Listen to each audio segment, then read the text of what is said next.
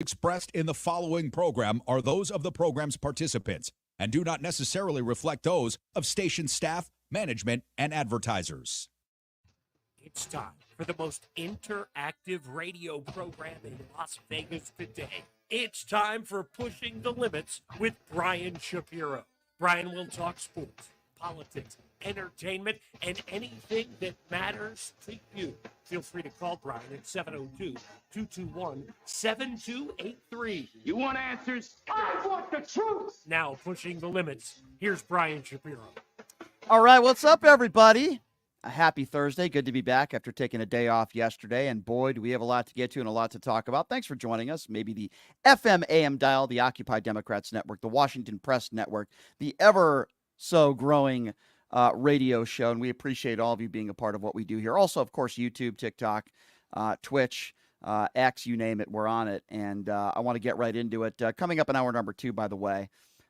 She's a very opinionated, very talented and beautiful woman. And I'm really honored to have the great Lisa Guerrero joining us in hour number 2 today. It's going to be a lot of fun with her, a lot to get to. Oh, yeah, I know she has some opinions on Harrison Butker. Like I said, she's very opinionated, and I love her opinions, and she's going to be joining us in hour number 2. So the big story yesterday, even though I was off yesterday, still covering and following the news, was that Donald Trump, again, trying to get more money, as the swindler that he is, the snake oil salesman, claiming that Joe Biden's out to kill him. Yes, folks, you cannot make this stuff up. The warrant released to the public, and in that warrant, there was nothing unusual about it. But Donald Trump is claiming that Joe Biden told the DOJ, told the FBI, serving that warrant to use deadly force on Donald Trump. And of course, he puts that on his Truth Social. He puts it in an email, pushing it, trying to get funds, trying to get campaign funds. And the right is just running with it. Now, we'll talk about the legalities of what a warrant is, because obviously there's nothing unusual about this warrant. We'll get to that, the actual legalities of it. But I want you to listen right now to how the far right reacted to Donald Trump's lies, as usual, that somehow this warrant meant that Joe Biden and the FBI, they were out to assassinate Donald Trump. Have a listen to this. Fox News alert, a major bombshell in the Trump documents case. The FBI authorized the use of deadly force. The Department of Injustice effectively put a shoot-to-kill order on the corrupt raid of Mar-a-Lago. So they were, in essence, prepared to shoot and kill former President Donald Trump? Are Democrats trying to kill our president? They were actually thinking of using deadly force? It's pretty extraordinary. Deadly force. Yeah, to shoot, to kill, over paperwork. What was threatening about pieces of paper? Maybe they wanted the engagement of physical force. They are showing up as though they're drug dealers who were armed. Treating him the same way they would if they were going into a drug den. These people are sick. It's not funny. It's crazy. Yeah. It just seems so crazy. Seriously, Jim, this is crazy stuff. This is crazy. This is wild. This is dangerous. So dangerous.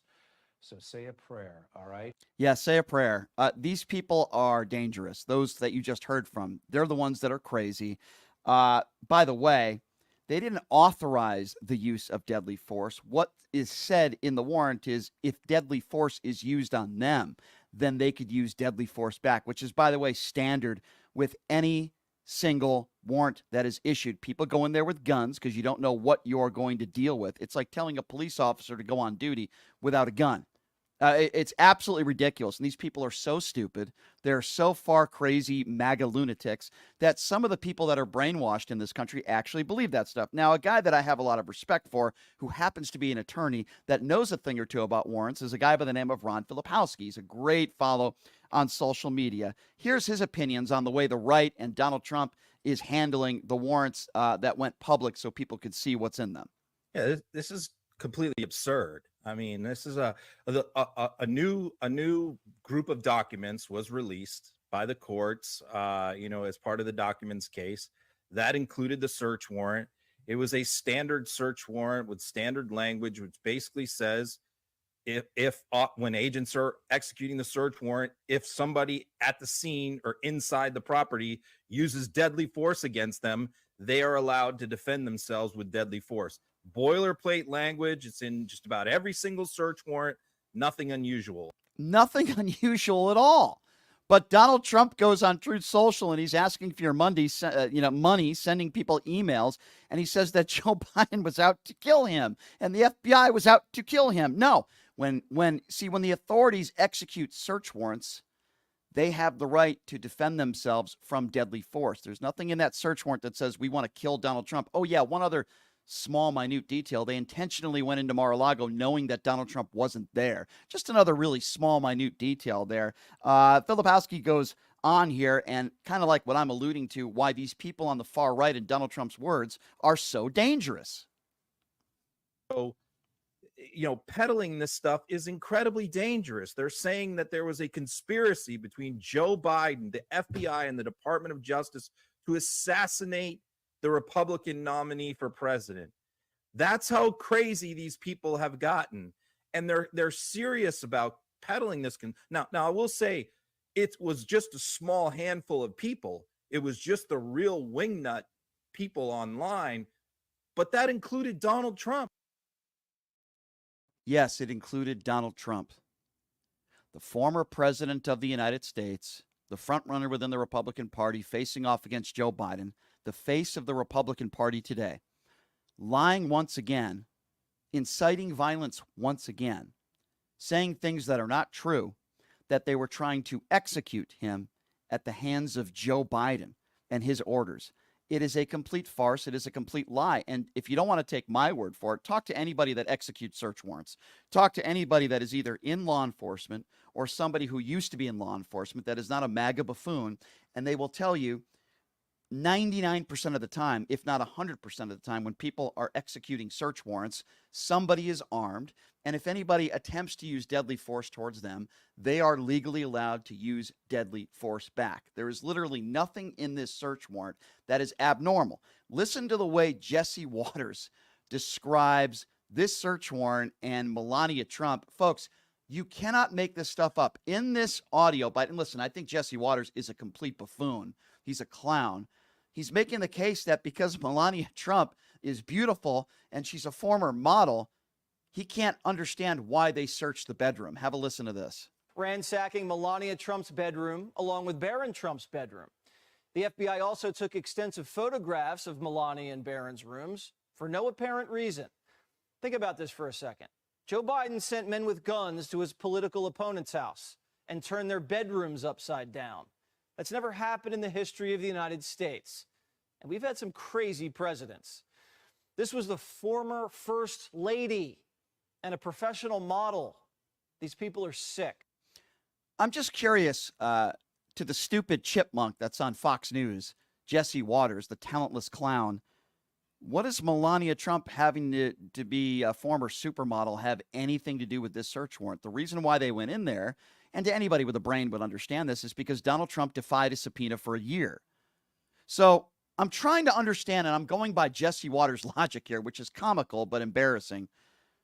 The officers, the law enforcement officials that were at Mar-a-Lago, that were executing this search warrant, were they supposed to stop at Melania Trump's door of her bedroom and say, oh, wait a second, we can't go in there. And the reason why we can't go in there is because she's a former supermodel. But what are we going to tell the judge? Well, we'll just tell the judge what Jesse Waters says. We can't go in her bedroom and we can't look under her bed because she's a former supermodel. Now, some of you, most of you are probably laughing at that idea, but that's actually the case that Jesse Waters is making. You cannot make this stuff up. Don't search the bedroom of Melania Trump, the former first lady, because she's a former supermodel. And we can't search the son of Donald Trump, Barron, because there's no chance that he could have hid documents there, right?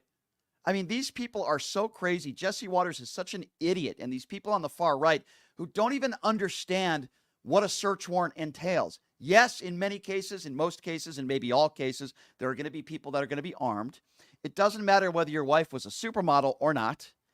They're going to search her room and your son's room as well. And maybe if you didn't defy a subpoena for a year, you stupid SOB, maybe they wouldn't have had to go to Mar-a-Lago in the first place. Oh, no, it goes on with the stupid chipmunk, the talentless fool, Jesse Waters. Have a listen to this. Trump's lawyers claim that the former president's constitutional rights were violated. It was an illegal search and seizure. The FBI misled the judge to obtain the warrant, and the raid was executed in an egregious fashion and in bad faith. Nor was there any basis for the FBI to bring firearms into Mar-a-Lago. I'm laughing at this because it's so ridiculous. So let me get this right. You don't think when officers are conducting a search warrant that any of them should be armed? So let's review, if we may. Jesse Waters is making the case that they shouldn't have gone into Melania's bedroom because she's a former supermodel. He's also making the case that it is outrageous and it must be against the law and egregious that when those that are executing a search warrant, they might be armed. That's number two. And the far right, many on the far right, are making the case that if somebody uses deadly force against the officers, they shouldn't be able to use deadly force back. That's all it said in the search warrant. Folks, you cannot make this stuff up, what the far right is doing. And what Donald Trump is doing is, again, inciting violence because he's lying and making it sound like Joe Biden gave the order to use deadly force and execute Donald Trump. By the way, Donald Trump wasn't there. They knew that Donald Trump wasn't there. They wanted to perform the search warrant when Donald Trump wasn't at Mar-a-Lago. Everything they did was standard procedure. They were supposed to take pictures of everything. They were supposed to document everything, and they did a thorough job, and they did a very good job. Listen to what Moscow Marjorie Taylor Greene had to say about Merrick Garland after this news broke out. Listen to this. That's the problem, Dan. Republicans in Congress don't have a spine because if they did, we would be impeaching Merrick Garland. Merrick Garland basically issued a kill order for President Trump. That raid on Mar-a-Lago should have never happened as a standard normal practice. Like they're claiming it's totally okay that they did that. It wasn't okay. Donald J. Trump is the former president of the United States and the Republican candidate for president this year in 2024. He should have never had his house raided. Melania Trump's bedroom raided. Barron Trump's bedroom raided. All of their personal items. They stole President Trump's medical records, his passports, and other important personal documents that President Trump had to get back. I like this idiot that's doing, That's the noise that I make when I look at Marjorie Taylor Greene's face, by the way. So what's the argument then? How did the law enforcement break the law? Explain that to me. What did they do that was unlawful? And the fact that a sitting congresswoman or alien or whatever you want to call Marjorie Taylor Greene is making the case that Merrick Garland tried to execute Donald Trump. This is an elected official. She should be outed from office for making an incorrect lie statement like that, which, again, can incite violence. It's not true. This was a standard warrant. And if Donald Trump didn't want his wife's bedroom to be ransacked, as they put it, or his son, then he shouldn't have defied a subpoena for over a year. You see, when Joe Biden found out that there were documents in his garage, what did he and his attorneys do? If Joe Biden decided to defy a subpoena till this very day, his place would have been ransacked as well. But because he has common sense, what he did was he and his attorneys cooperated. Why didn't Donald Trump cooperate? This is how a standard warrant is served. It doesn't matter whether you're the former president of the United States or you're just an everyday, ordinary citizen, a car salesman, whoever you are. These are how warrants are served. When you have a warrant, you go in.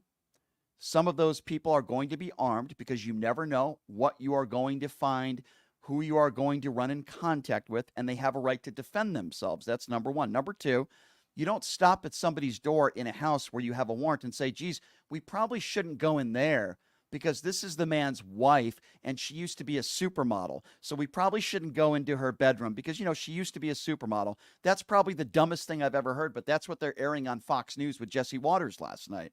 It is absolutely ridiculous. Nobody gave the order to kill anybody. That would be against the law, and there's no evidence. The only thing that were in these documents, it said if they had deadly force that was put upon them, then they would have the right to use deadly force as well. By the way, that goes for any law enforcement official. It also goes for any public person. It's called self-defense, you stupid right-wing fools, you. It is comical and it is embarrassing. And speaking of comical and embarrassing, Donald Trump was on a radio station, WABC, yesterday, a station that also is the flagship for Sean Hannity. So we shouldn't be surprised that they're coddling Donald Trump. He makes an appearance yesterday.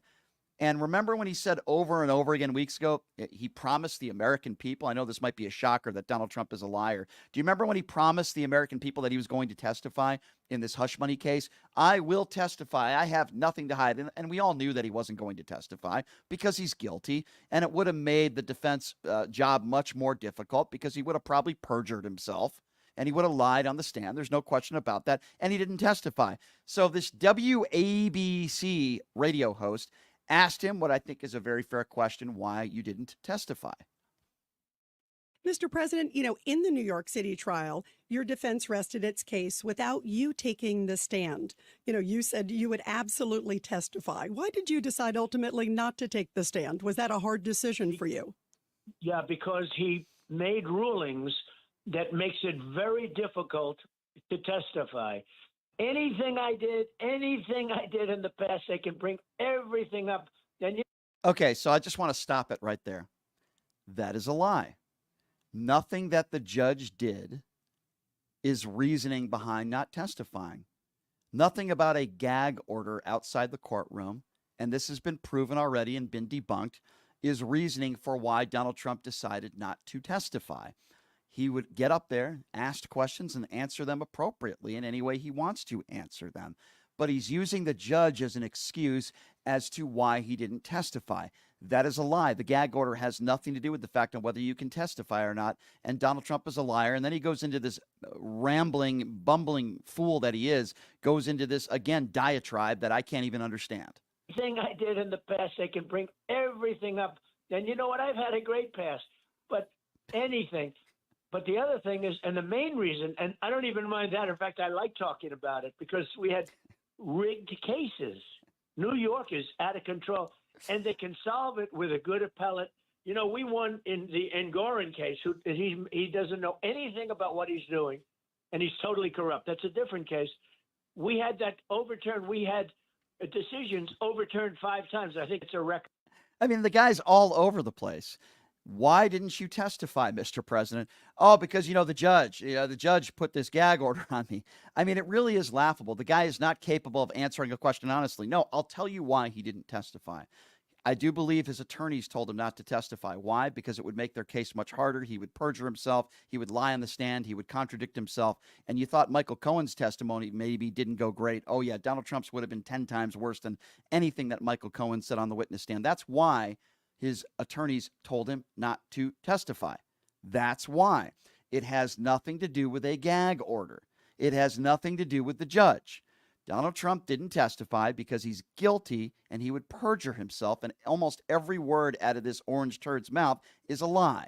That's why he didn't testify here. That's why he wasn't on the stand here. And that's why he wasn't on the stand in the E. Jean Carroll case, another case where Trump said he was more than willing to testify and he wanted to testify. He didn't testify there either, because any attorney with an IQ over 20 would advise the former president not to testify. That is why, ladies and gentlemen. I mean, what do you make of this stuff? Particularly, what do you make of the fact that Donald Trump, a former president of the United States and the leader of the Republican Party, is making the claim yesterday, sending out emails to people trying to get campaign contributions, again, playing the victim that they're out to kill him. I'm not making this up. It's what he and his staff put out in an email.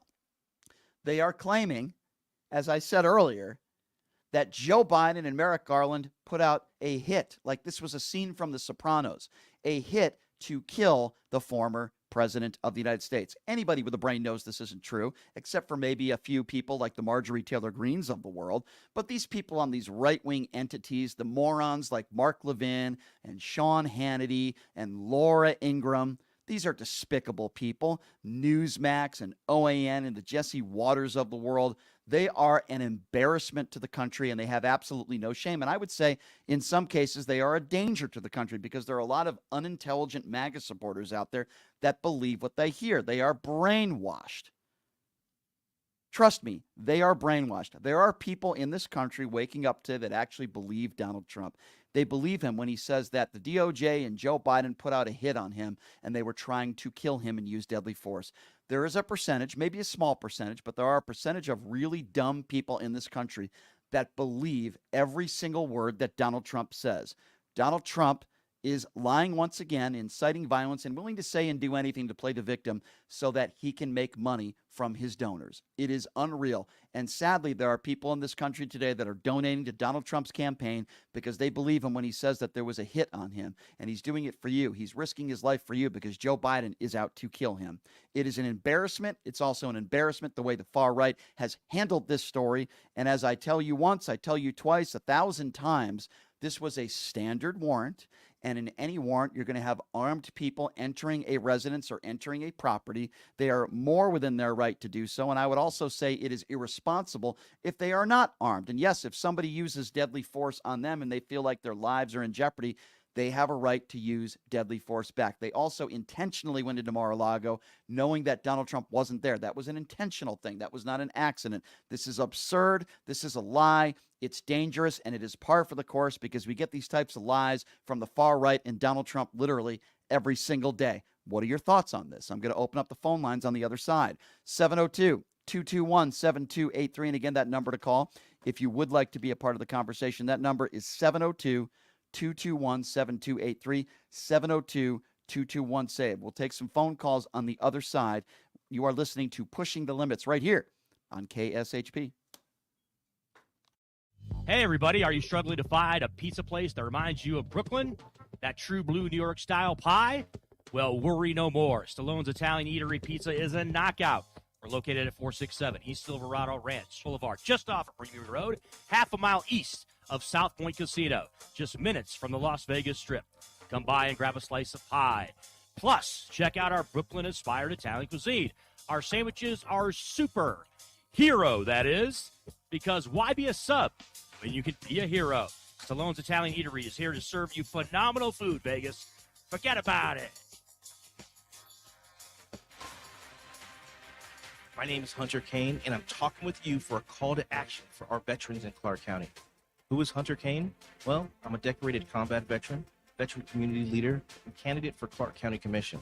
Do you know no veteran has served on the commission in nearly 30 years, which is why our veteran homelessness, unemployment, and suicide rates are out of control. So here's the call to action. June 11th, vote veteran, vote Kane for Clark County. Let's rally behind someone who's been in the trenches, who knows the sacrifices, and who's committed to making a real difference. Join the campaign by searching Elect Hunter Kane on social media or go to www.electhunterkane.com.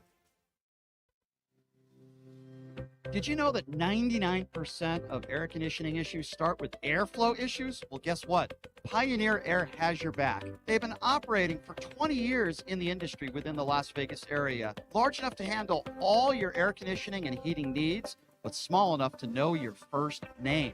Pioneer Air focuses on preventative care, much like wellness checks for humans. They believe in wellness checks for air conditioning and heating systems to extend the life of the system you own. So what are you waiting for? Schedule your wellness check with Pioneer Air today. The number to call is 702-831-4840. Here's the best news. Mention this ad and you'll receive 10% off. Call Pioneer Air today. 702-831-4840. That number again, 702-831-4840. Residents of Las Vegas Ward 5, are you ready for a brighter future? I would like to introduce myself, Dr. Erica Smith, your People's Choice for City Council, with a vision for progress and the fortitude to make it happen. I am committed to moving us forward. I am not just a candidate, I am a fighter for you. With myself on the City Council, you can expect a real change and a community that thrives. Vote for Dr. Erica Smith, because together we're building a better tomorrow. To learn more about me and my campaign, go to www.ericaforlasvegas.com, paid for by the Vote Dr. Smith Committee.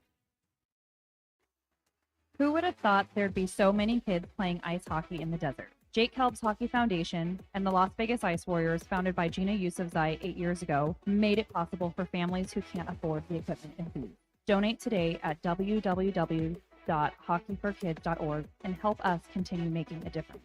Join us in supporting Jake Helps Hockey Foundation and the Las Vegas Ice Warriors, where every kid gets a shot at the starting line. Just a reminder, our website is www.hockeyforkids.org. Tired of the same old date night? Craving a deeper connection with your partner? O-Box is your escape into a world of romance and passion. Each month, discover a box filled with personalized surprises, exciting activities, and a love story written just for the two of you. Ignite desire, share laughter, and make memories that last a lifetime. Your O-Box journey accumulates into a beautiful love novel. Ready to write the first thrilling chapter? Let the O-Box adventure begin. Visit our website, obox.com. That's OBOXXX.com and get started. I am Eva Olivia Chase, candidate for Nevada State Assembly District 16, Democrat with progressive ideas, including a woman's right to choose, public money for public schools, student debt relief reduction, and forgiveness. As a trans woman and a veteran, I will fight to protect the democracy of our country. Vote and support Eva Olivia Chase for Nevada State Assembly District 16. My name is Kola Akimbade. I'm running for mayor of Las Vegas. As mayor, we will offset the off-season by diversifying our economy, bringing technology, high-paying jobs, and strengthening our entertainment industry. In order to tackle this issue of homelessness, we need new money because the budget will never be enough. Therefore, we will legalize prostitution and tax money will flow. Today, go to our website, Kola, K-O-L-A, kolaformayor.com, and my phone number, 725-263-2660. Support our campaign and donate today. Again, kolaformayor.com at 725-263-2660. My name is Kola Akimbade, and I'm running for mayor of Las Vegas.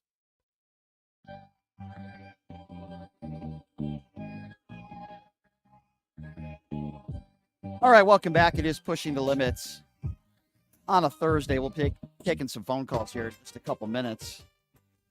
I want to tell you guys about my good friends at Pioneer Air. With summer right around the corner, and boy, it's getting hot out there. You want to make sure your air conditioning system does not just take a crap on you. Like an oil change, you need to have scheduled maintenance with your system. And guess what? If you call this number right now and you mention the name of the show, you're going to get it for free. Up to a year of VIP service and $150 value. They come to your house. They check your system for free. 702-703-6346. It's a new frontier in clean air. They've been around since the 1930s. Pioneer Air. 702-703-6346. We've been talking about Donald Trump claiming that Joe Biden and Merrick Garland, they put out a hit on Donald Trump. They are out to kill him. Yes, folks. You cannot make this stuff up. And, of course, it's a lie. This was a standard warrant. But the way the right is handling this, including idiots, chipmunk clowns like Jesse Waters, listen to what he said on his Fox News show yesterday about this very issue. It's wild and it's crazy. Ransacking Melania Trump's bedroom, along with Barron Trump's bedroom. The FBI also took extensive photographs of Melania and Barron's rooms for no apparent reason. Think about this for a second. Joe Biden sent men with guns to his political opponent's house and turned their bedrooms upside down. That's never happened in the history of the United States. And we've had some crazy presidents. This was the former first lady and a professional model. These people are sick. It's a professional model. I can't believe they apparently if you're a professional model, a search warrant can't be served. Excuse me, we're looking for Melania Trump. No, officer, you can't do that because she's a former model. Are people really this stupid that they listen to this crap and they believe it? No apparent reason, Jesse Waters said. Forget about the fact that Donald Trump defied a subpoena for a year. That's not reason enough to go through Mar-a-Lago and search through everything, which is, by the way, their job and what they're supposed to do. The way the right is handling this story, like the way they handle many other stories, is embarrassing, it's pathetic, and it's dangerous to the country. The number to call, 702-221-7283. She's a model. You can't search Melania Trump's bedroom. She's a model. Wow. Gosh, I never knew that was in the bylaws. I never knew that. Apparently, if you're a former supermodel, you're above the law as well. I didn't know that. Wow, that's really interesting. Thank you, Mr. Waters, for sharing that with all of us. 702-221-7283. Let's start off with Mark. Mark, what's going on? Hey, Brian. How are you this afternoon? Hey, doing good, Mark. What's on your mind, my friend? I want you to let me know what you think about my idea on Jesse Waters. I don't believe he's brainwashed, honestly. I think he's doing what Tucker Carlson did. Yeah. And if you remember, Carlson spread emails that were exposed, and they didn't believe a thing Trump did. Yeah. They stated that he's a disaster to the country, on and on and on. I don't think Jesse Waters is brainwashed. So, Mark, He's I being agree. paid. Mark, I agree. And I'm with you. Mark, I'm with you. I'm saying that most of members of the media that are on the far right don't believe the stuff they say. The only reason why they say it is because it's ratings and they're appealing to their dope base of MAGA supporters. So I agree with you 100%. But the problem with that is that I don't think they're looking at the big picture on the real damage that's going to happen to this country if this they don't care. They don't care. Maggot like Patrick, who's a MAGA maggot, gets into office. I agree. But here's the thing, Mark. These people don't care. They don't care what happens to the country. They might if it gets really bad and it's uncontrollable. Well, I'm going to tell you something. It didn't get really uncontrollable. It got uncontrollable on January 6th, and the MAGAs out there behind, listen. But that was one day. I understand. That was one day. I understand what you're saying, but I'm just telling you, these are not good people. These are bad people. Right. I agree. 100%. Sean Hannity, Laura Ingraham, Tucker Carlson, Jesse Waters. These are talentless right-wing buffoons, and they just don't care. They only care about their numbers, their ratings, and making money. Right, exactly, because the ratings equal money. That's all they care about. They will spew lies. They can't go on a national TV like ABC, CBS, NBC, MSNBC. They won't get a job anywhere else. Yeah, listen, Mark, I'm with you. You're 150% correct, and all we can continue to do is to call them out with their lies and their stupidity and their incitement of violence, because I do believe this is incitement of violence, Mark, and I appreciate your call. This is absolutely incitement of violence. Why? When you say that Merrick Garland and Joe Biden literally have put out a hit to kill the former president of the United States, you mean to tell me that's not inciting violence? There are crazy people in this country that are capable of doing crazy things. 702-221-7283. Let's go to Chris. Chris is next on PTL. What's up, Chris? Hey, Brian, I'm just wondering, I emailed you, I think yesterday or a couple days ago. I'm a little concerned because I know I'm not the usual listener. I'm kind of left of you guys, and I know that we're dealing with the whole Trump situation, and I just keep feeling like we would have more ground to stand on if we were able to clean up our own pool, because if I'm out here trying to blow the whistle on my photo being stolen to be used in a investment fraud. Okay, so I don't know what you're talking about there. Let's try to remain on topic. What do you mean your own pool? What do you mean your own pool? I don't own a pool, by the way, but that's okay. What do you mean by that statement? I'm confused. What do you mean by my own pool? What do you mean by that? I mean, there is a scandal that you guys are covering up. So what do you mean, you guys? I have absolutely no idea what you're talking about. My name is Brian Shapiro. I don't know. I do my own show. I own my own content. What are you talking about? I'm talking about the tribal investor. I don't know. I don't know what you're talking about. Chris, with all due respect, I have nothing. I don't remember reading your. I haven't read every email, but what does that have to do with me? I don't understand, Chris. Dude, these are your partners. What do you? I don't even know what you're talking about. Okay, I don't, Chris. I don't know what you're talking about and what personal issue you have. It literally has absolutely nothing to do with me. We're talking about Donald Trump. This has nothing to do with my own pool. By the way, Donald Trump is not invited to a pool. If I did have one, he wouldn't be invited. But we're talking about Donald Trump. We're talking today about him saying that Joe Biden and Merrick Garland have put out a hit on him to kill him. That's what we're talking about. I know, but what I'm talking about is the fact that I have had my Facebook photos stolen. What does that have to do with me? By your business partner, dude. I don't have a business partner. I don't have a business partner. And I don't. I don't have a business partner. Okay. I own my own content. So again, I don't know what you're talking about. Well, so hold on. Let me get Chris, hold on. Let me get this right. Let me get this right for a moment. You called into my radio show to talk about how some of your personal Facebook photos were stolen, and somehow you think that I have something to do with this.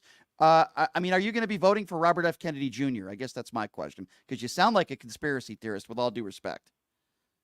A conspiracy theorist, dude. I don't know who the hell you are, and I don't know what you're talking about. Why would I steal by the way, you can take a Facebook picture, and it's not stealing. If you put it out in public, that's not stealing. I don't know. If you tell investors, hey, these are the people who work for me. I don't know what nobody works for me. I work for myself. What the hell are you talking about? This is so funny, dude. No, you're right. This is funny. You called into a radio show claiming that I stole your Facebook pictures. I didn't say it was you. I said your business partner. That has nothing to do with me. So why are you calling into my show? Dude, because I'm looking at your show. All right, be honest with me. Man. What drugs are you on this morning? What drugs are you? What does this have to do with me? I don't know I don't even know who the hell you are. What drugs am I on? That's pretty funny. You know what's funny? Somebody who calls into a radio show who I have no idea who they are, a total stranger, claiming that I might have something to do with stealing their Facebook photos. Okay, have a nice day, Chris. Have a nice day, Chris. Right. You're wasting my time, and you're wasting the time of the listeners. Thank you so much for calling in. Holy smokes. Ladies and gentlemen, it's a Robert F. Kennedy Jr. supporter. 702-221-7283. That was a weird call. 702-221-SAVE is the number to call. Let's go to Kava, who's next up on PTL. Hi, Kava. What's going on? I have a question for you. Sure. You're not going to say I stole your Facebook photos, are you? Okay, good. Thank you. Yeah, I appreciate that. Good. All right. What's going on? The second thing, okay, why would Biden even bother to plot anything against Donald Trump? Donald Trump isn't even worth the light of day. Why would Biden go out of his own way to take out Donald Trump? That makes no legitimate sense at all. Well, it does, but doesn't give a fly crap about it. So Kava, here's why it does make sense, right? Not that Trump is telling the truth. There are a lot of Trump supporters out there that are so stupid. They're so dumb. Anything that Donald Trump says, they'll believe. That's number one. Number two, this is another way for Donald Trump to lie and play the victim, just like he says it's so cold in the courtroom, and they checked the temperature in the courtroom, by the way, it was 77 degrees. They believe anything, and he will play the victim so that idiots will send money to him, just like the morons that buy the $60 Bibles, the morons that buy the $400 gold sneakers.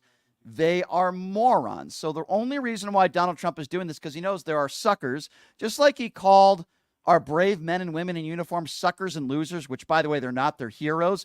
The real suckers and losers are his supporters, particularly the ones that donate to his campaign, that believe every single word that he says. Those are the real suckers and losers, and that's why Donald Trump is doing this. He knows that Joe Biden's not trying to kill him. He knows that Merrick Garland is not trying to kill him, but he says these things because people are so dumb. They're so stupid, some of these people in this country, that they actually believe it.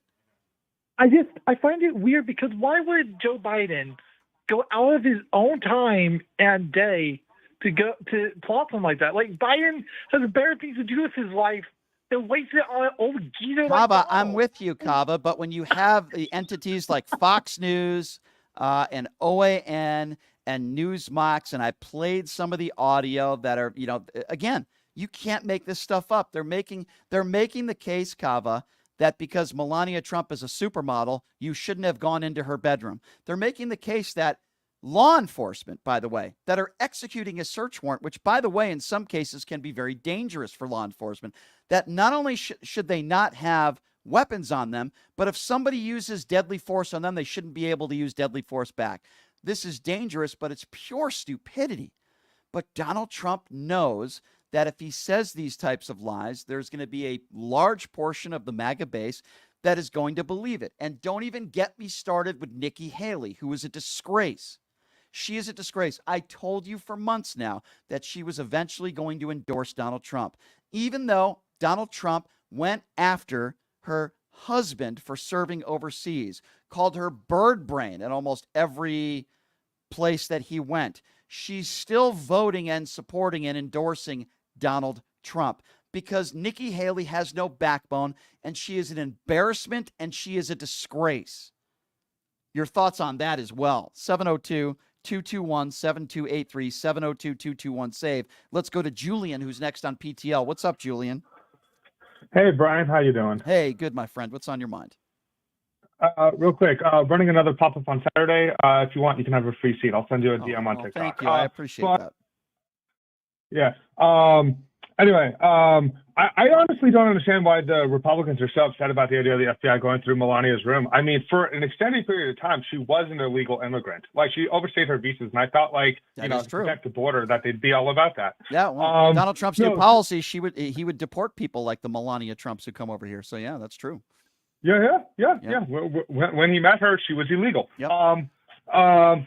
What Trump is doing is expected, disgusting, gross. But like, we all know, like, he doesn't care. He has no moral background. But I think what you just hit on with Kava, I think is a really important part, which is like the fact that like none of the Republicans like in elected office are condemning this. Like, they're not standing up. They're not the only ones who. Like again, as you just pointed out, Nikki Haley, right? She has bent the knee, and the insane thing is, like, during, like, when she was running against him, she identified that his spending was way out of control. She identified that like he was a threat to democracy, and now like her justification is, oh man, we're spending too much under Biden. Julian, you make such a great point there, because it didn't even strike me this morning, and I guess it should have. You know, when Joe Biden looks at his watch for a half a second, the far right will lose their what. They're still talking about that moment where, God forbid, the president looks at his watch.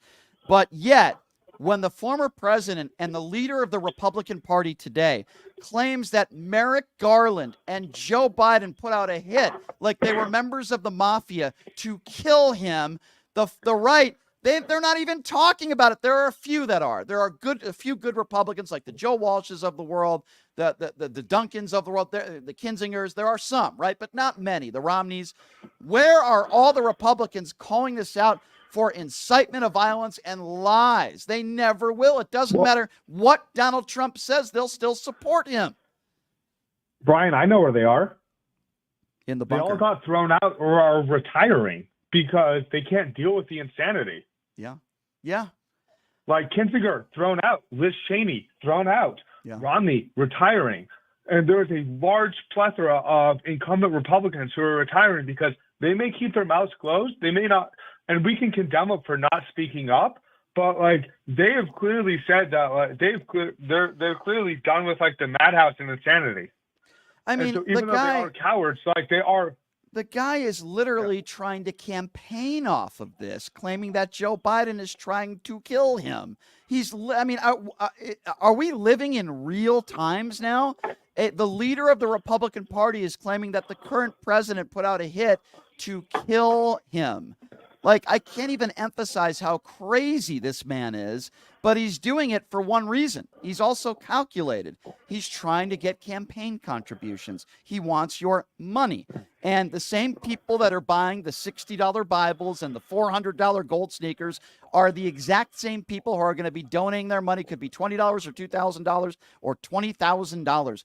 I want to know, for the people out there that are supporting Donald Trump, I don't care who you are or how smart you are, how can anybody support this? I say this every single day, by the way, with something new that he says, whether he's trashing our military, whether he's attacking women on looks, whether he's attacking POWs, whether he's a liable rapist or not. I say this stuff every single day. How can you still support this man who's now inciting violence, saying that Biden and Garland are trying to put out a hit to kill him?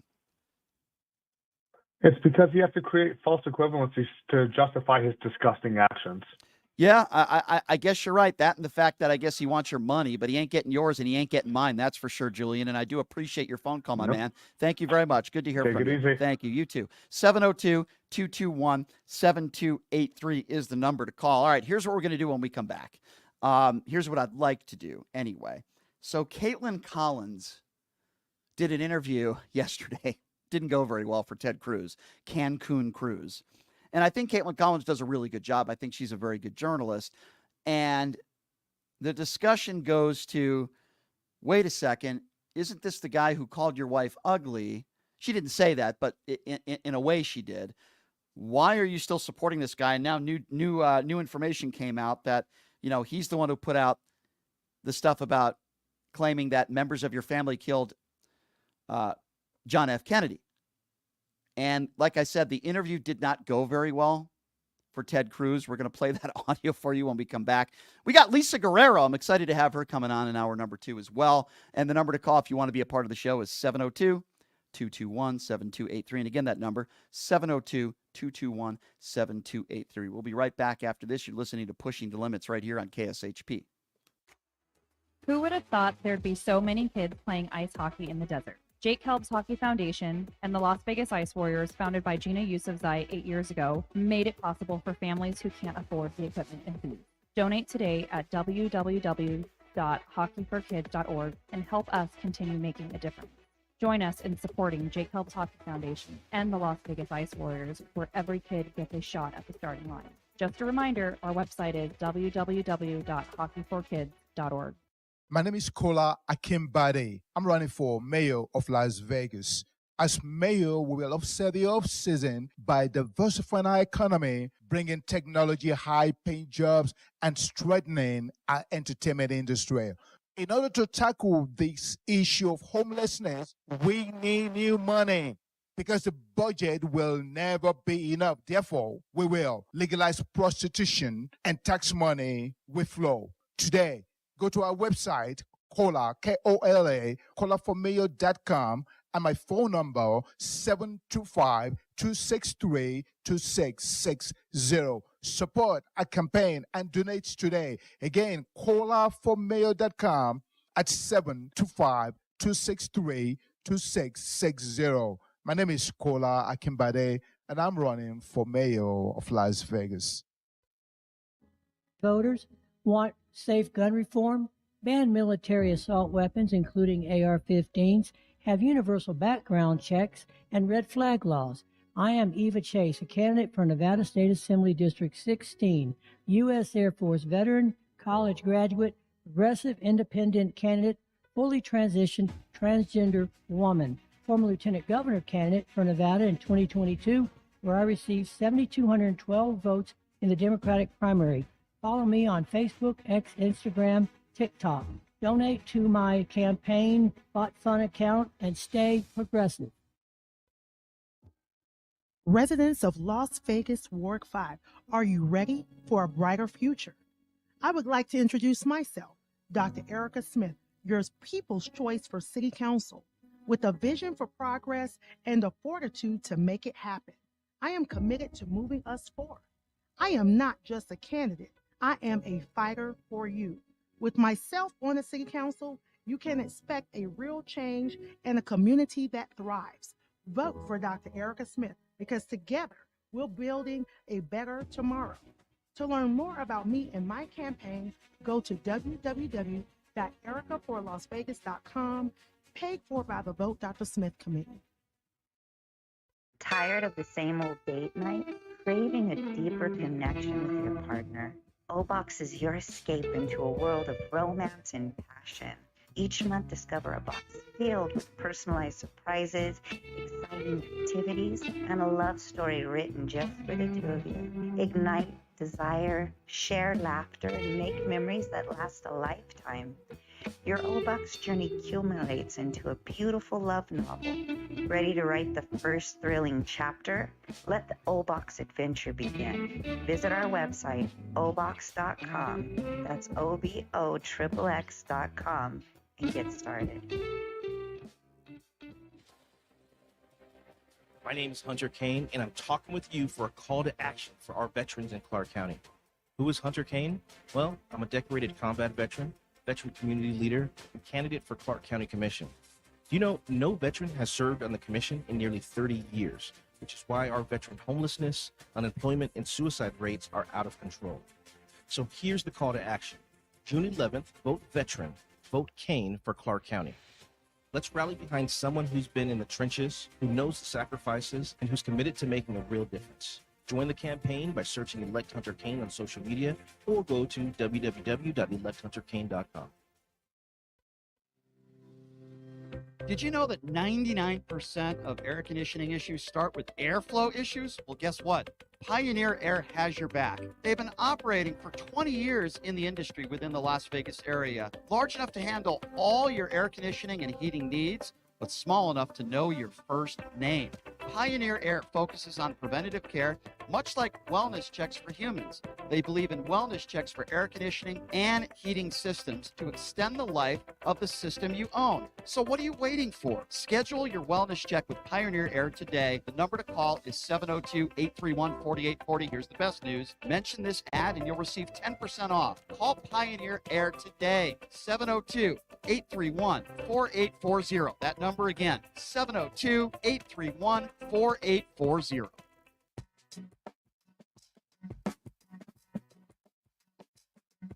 All right, welcome back. It is Pushing the Limits on a Thursday. Thank you so much for joining us. I also want to tell you guys about my good friends at Jackson's Bar and Grill, located at Flamingo and Jones. If you show your TAM card any Tuesday in May, you have one more opportunity. If I recall, there's one more Tuesday in the month of May. You get $50 in free slot play. Man, do they have great promotions there. Great food, great atmosphere. I was out there the other day, played a little slots, won a few bucks. Had a great meal. I love them. Check them out. My favorite gaming bar in town, Jackson's Bar and Grill, located at Flamingo and Jones. We have the former Playboy Playmate, the former Monday Night Football sideline reporter, former corporate executive, former cheerleader. She actually sued the New England Patriots. It's a wild story. And she won. And, of course, she's in one of my favorite flicks, Moneyball. The great Lisa Guerrero will be joining us coming up here in the next segment. So I'm really looking forward to talking to her. Oh, I know she's got some opinions on Mr. Butker and Donald Trump and many other issues that we talk, the stuff that we talk about on this show every day. So I'm really looking forward to talking to her. Very smart, very articulate, and looking forward to talking to her coming up next segment, and you're going to love her. So been talking a little bit about how the far right has sold their soul to the devil, also the orange devil, also known as Donald Trump. So many on the far right, like Nikki Haley, who, again, I am just so disappointed with, because this is why I'm so disappointed in Nikki Haley. And by the way, this was predictable. I didn't expect that she was going to vote for Joe Biden. I knew that wasn't going to happen, but at least don't vote for Donald Trump, and then I would have had some respect for that, right? Donald Trump, this is the guy who attacked your husband, Nikki, and she knows this. She doesn't care because she has no soul. She has no backbone. This is the man who attacked your husband for serving overseas, risking his life. This is the man who constantly called you bird brain and attacked you, and his attacks on women in general. That's just personally the things he said about Nikki Haley. And what does Nikki Haley do yesterday? She says she's voting for Donald Trump. These people have zero credibility. Ted Cruz, Cancun Cruz is another perfect example of exactly what I am talking about. We remember Donald Trump putting up a picture of Melania and then putting up a picture of Ted Cruz's wife, who, by the way, I am no defender of, but I'm not going to attack her physically because that would be wrong and that would be chauvinistic. But that's the kind of stuff that Donald Trump does on a regular basis. Remember, he put that picture up on social media, basically calling Ted Cruz's wife ugly. He also accused Ted Cruz's family of being a part of the John F. Kennedy assassination. Time and time again, when Ted Cruz was running against Donald Trump, and rightfully so, it might be the only time in his life where Ted Cruz has told the truth, and he was being genuine, he called Donald Trump a petulant child, a liar, unfit for office, over and over and over again. Since then, he's done nothing but coddle to Donald Trump. Why? Because Ted Cruz cares more about remaining in power than he does about saying the right thing and defending your wife. Do we remember when Ted Cruz went to Cancun? When his state was in a state of emergency in Texas? Do we remember what Ted Cruz did? That's right. He flew out to Cancun with his family. And then when he got caught because somebody posted a picture of him on the plane, what did he do? Did he own it? Did he apologize? No, he blamed his children. That's who Ted Cruz is. After the Uvalde shooting, did he come up with some things with Democrats and Republicans that maybe could make children safer in our schools? You know what he blamed? The fact that the back door of the school wasn't locked. Folks, you can't make this stuff up. The audio's out there. He blamed the fact that the back door was open, as if an 18-year-old animal with an AR-15 who just shot his grandmother in the face, if the door was locked, that would have deterred him. I mean, how stupid can you possibly be? Ted Cruz is a despicable human being. Now, I do enjoy it when CNN invites some of these despicable people on. I remember when Jim Jordan did an interview on CNN with Jake Tapper. Didn't go very well for Jim Jordan. He won't be coming back.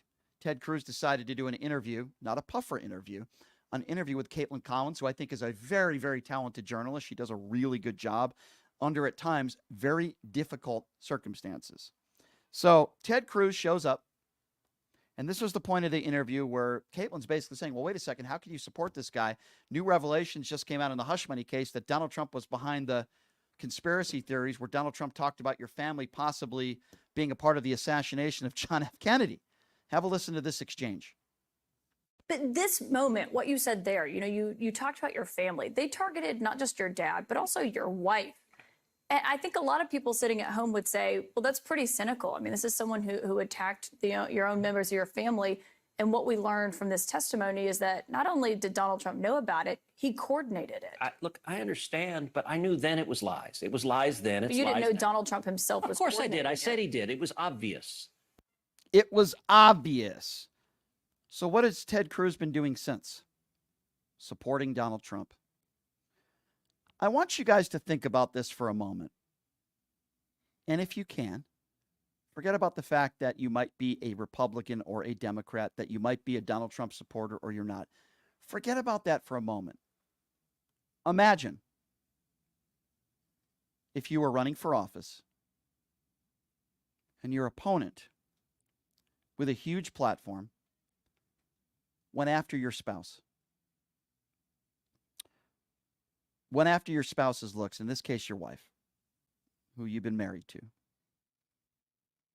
Basically calling her ugly. Imagine if your husband was serving overseas and you were running for office and your husband couldn't be here because he took an oath to serve and risk his life for the country so that you could run for office. And then your opponent mocked your husband for not being there with you. The same guy, by the way, who dodged the military multiple times. Can you imagine looking at your kids in the eye, looking at your friends, your neighbors, people that are close to you, and telling them, I'm still going to vote for this guy because I hate Joe Biden that much? How do you look at your family in the eye? How does Ted Cruz look at his wife in the eye? I know that Donald Trump called you ugly, honey. You're not ugly, but I got to vote for this guy. I would ask the woman in that, how do you remain married to somebody like that with no backbone? I don't know. I don't understand it. I don't understand it. But this is who Ted Cruz is. This is who so many on the right are, and this is what they preach. Now, my friend Joe Walsh, who's a friend of this show, who ran for president, former congressman out of Chicago, who, of course, used to be a big Donald Trump supporter. He's on the other side of it now, and I have the utmost respect for him because he just tells it like it is. He's a great follow on social media. He put out this tweet yesterday, and I repeated it on my social media platform because I think it's important. And he's talking about MAGA Republicans, right? And he's talking about what the Republican Party seems to stand for today. He tweets out, COVID was a hoax. The vaccines killed you. The 2020 election was stolen. The deep state is behind all four of these indictments. Biden isn't really calling the shots. Obama still is, but Biden tried to have Trump assassinated. He's right. Am I wrong? This is where the platform of the Republican Party stands today. These are the types of things that they believe in. If you don't believe me, just go on social media and look for it yourself.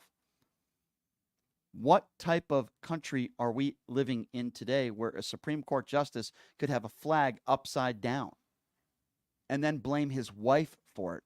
What type of country are we living in where you represent your state, at least you're supposed to, and your state is in an emergency like Texas was, and a representative decides to fly to Cancun with his family, leaving their dog at home?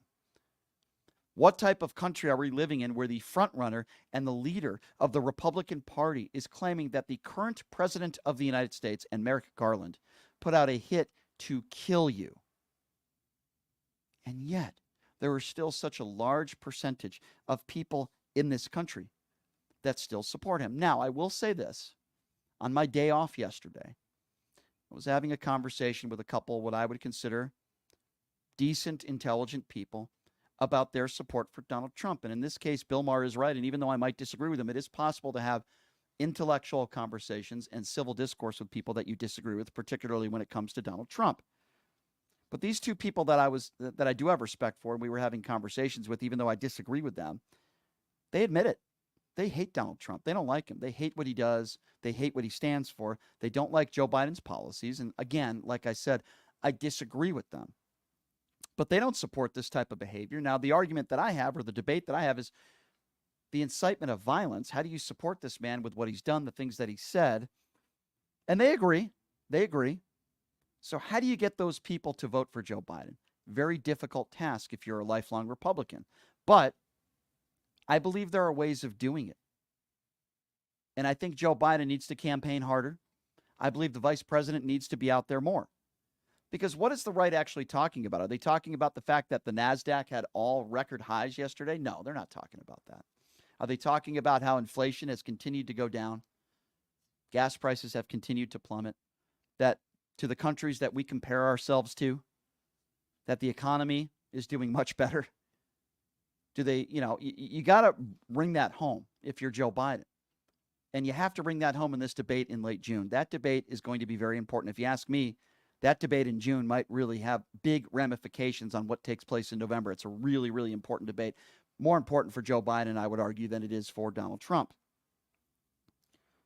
But we live in a country where the same types of people that defend Harrison Butker, those are the same people that defend Donald Trump.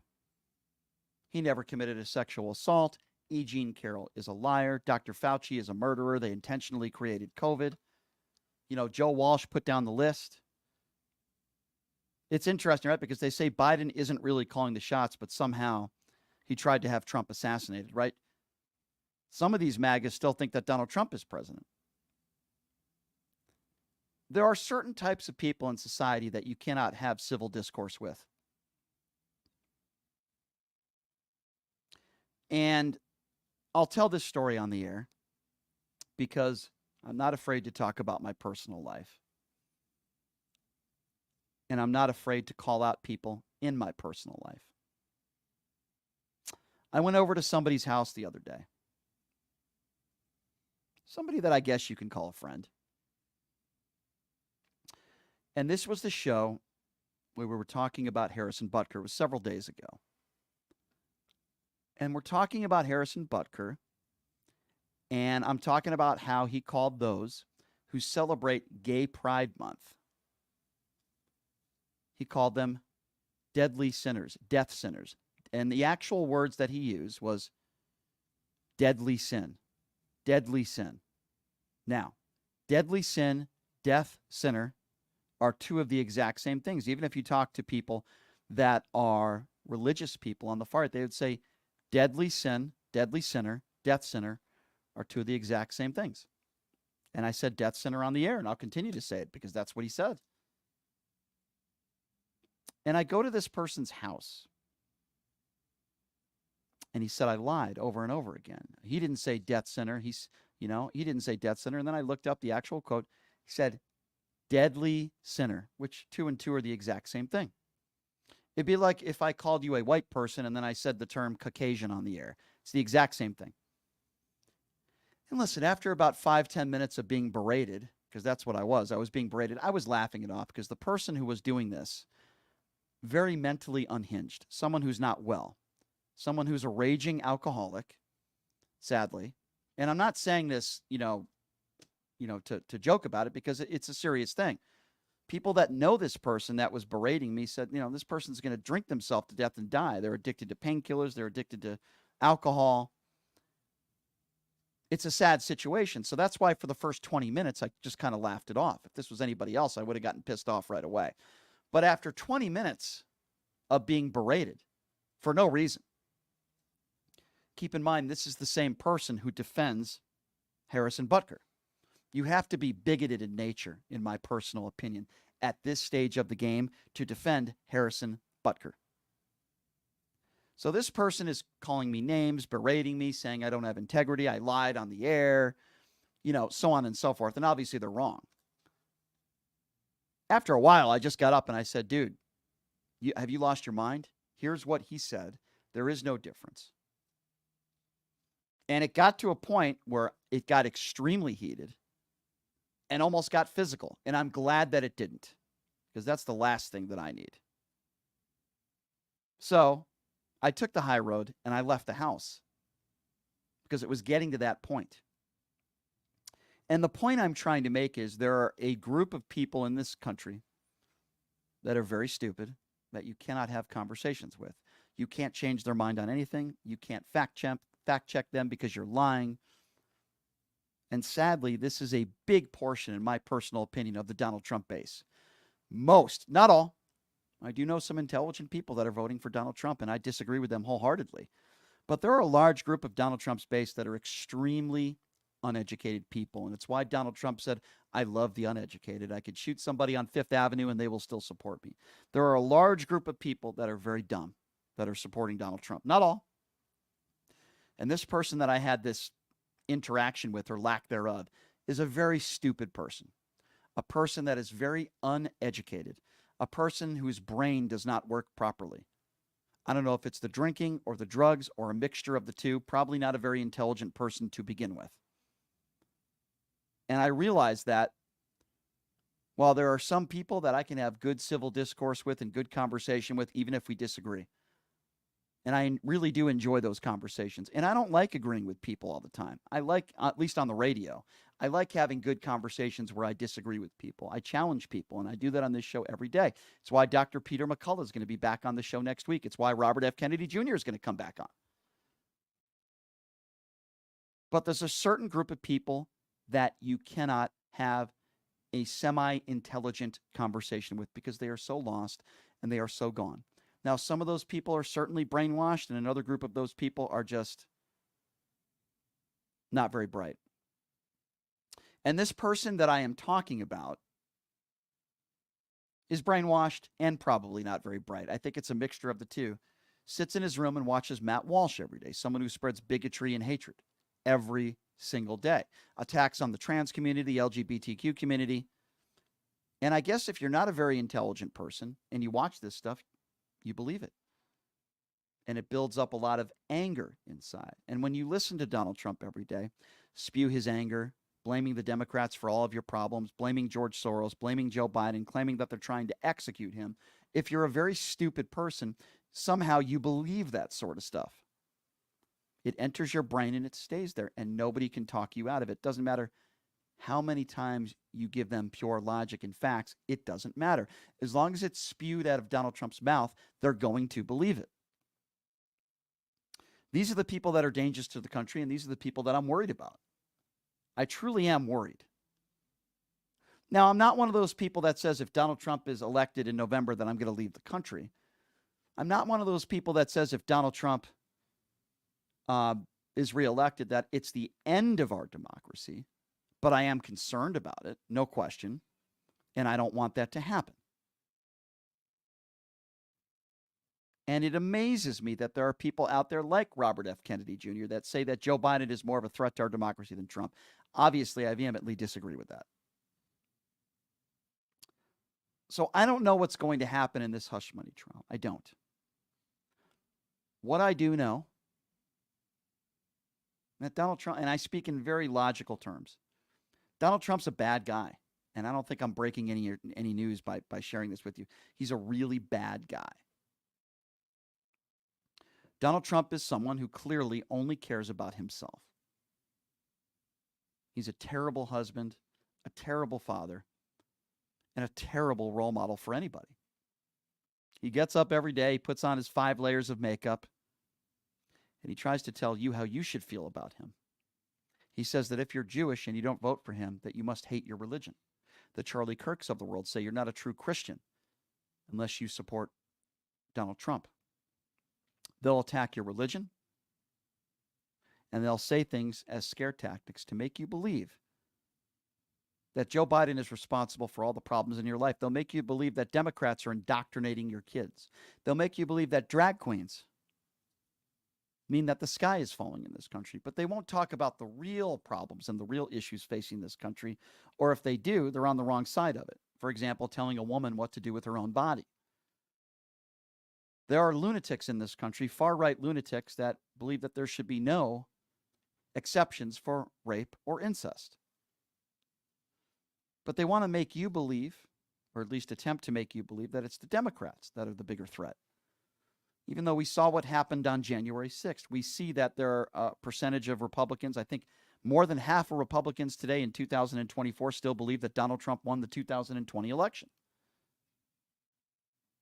This is crazy stuff, and these are crazy times that we are living in. And how do we defeat these people?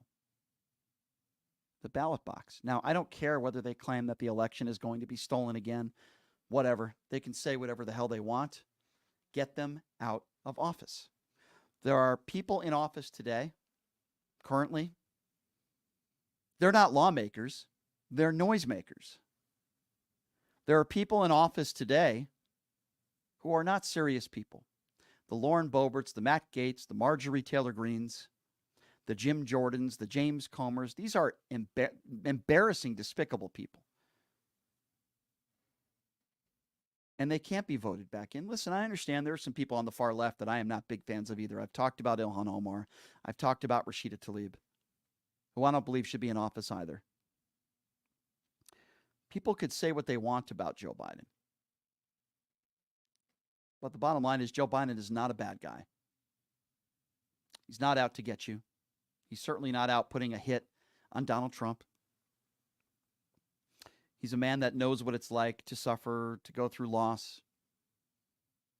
Losing his first wife and daughter, I can't imagine, in a car accident. I can't imagine how excruciating that must have been for him. I would imagine he still thinks about them every single day, and I think it's one of the strongest characteristics of Joe Biden. Sure, I have some criticisms, but I think it's one of the strongest characteristics of Joe Biden when he talks about loss, right? You hear him. You feel his pain, because just about everybody in our life, and everybody for the most part, has dealt with that sort of pain, that sort of loss of losing someone in your family, losing a close friend, losing his son, Beau. You know, when Joe Biden speaks to these issues, I listen. I want him to do more of that. When did Donald Trump ever show compassion for anybody? Now, some of you might say, well, he went to that officer's funeral in New York City. And what did he do? He met with the family, then he held a press conference. He made it a public funeral instead of a private. If he really cared, he wouldn't have made it public. He would have gone privately. He held a press conference after, gloating about how he met with the family, and then made it political and blamed Joe Biden.